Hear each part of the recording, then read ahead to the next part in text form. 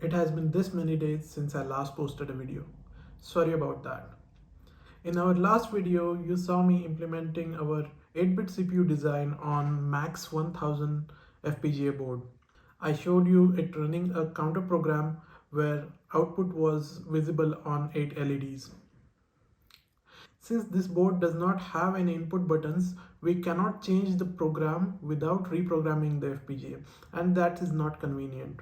So in this video, we are going to implement our 8-bit CPU on Basys3 FPGA board.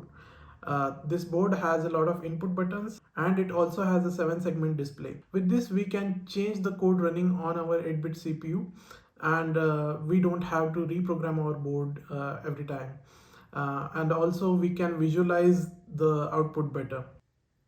So currently our setup looks something like this. Memory takes address from memory address register, and it takes input from our main bus and it outputs data to our main bus. It also takes a load signal from our control unit.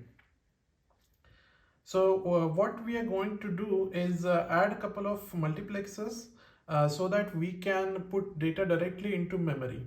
So we will add a mux here.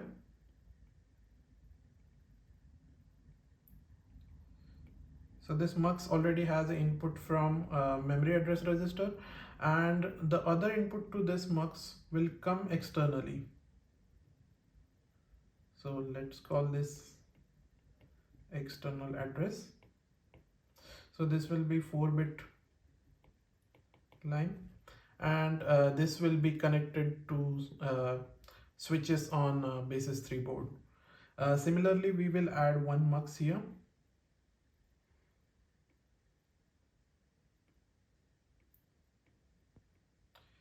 And this will also take input from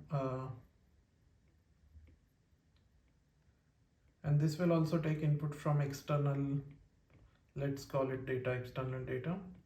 This will be connected to 8 switches of Basys3 board, and we will need one mux here as well.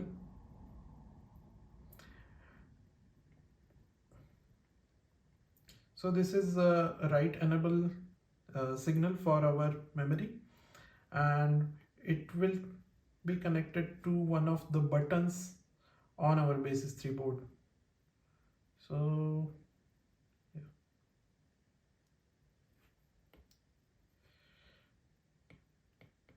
Let's call it button. And all the select lines, so since there are only 2 inputs, there is only one select line. All the select lines we will tie together and connect it to a switch on Basys3 board, let's say program. So it will be when this program is enabled, we can take data from the external data switches, put them in external address when we press the button. Also, we have our output register, and it is connected to in the last video it was connected to the 8 LEDs directly. So what we are going to do is we will put a 7-segment decoder,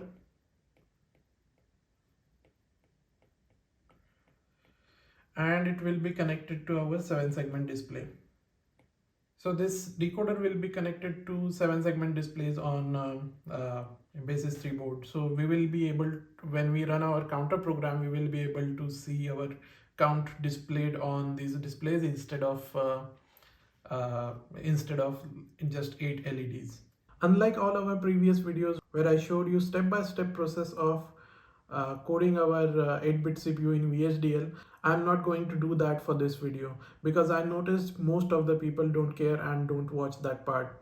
So what I will do is show you our implementation on Basys3 board, and I will also show how you can change the code running on our 8-bit CPU. And also I will put all the code on GitHub so that you can try it on your own. So now we have made the changes to code as I showed you on a block diagram, and I have implemented this and programmed it on our Basys 3 board.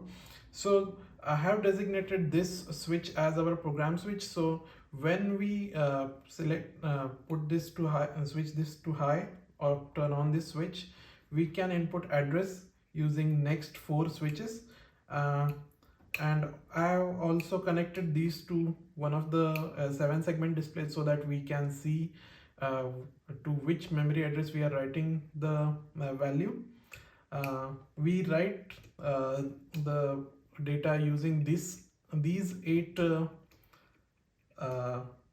these 8 switches. So first 8 switches, and external button is connected to this button, so button W19.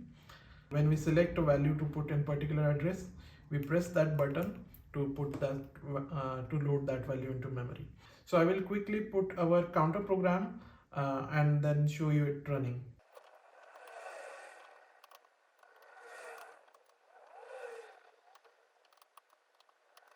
Now I have programmed our counter program in and now when we put the program button to 0, our program starts executing.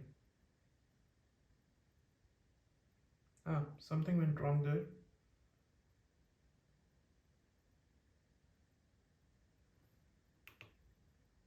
No, you can see it counting, the counter counting from 0 to 255. Now if we want to change something, so the way our counter program works is it adds the value in address F to our counter. So the value I put in address F was 1 initially. So now let's change that value to say 2, and now if we run our counter, you can see it increasing by factor of 2. So if we reset it now, so 2, 4 and 6. This way you can put any values in our memory and execute them. That's it for this video. I'm currently working on a lot of projects and I plan to make video on them soon. Thank you for watching this video and subscribe to the channel for more videos like this.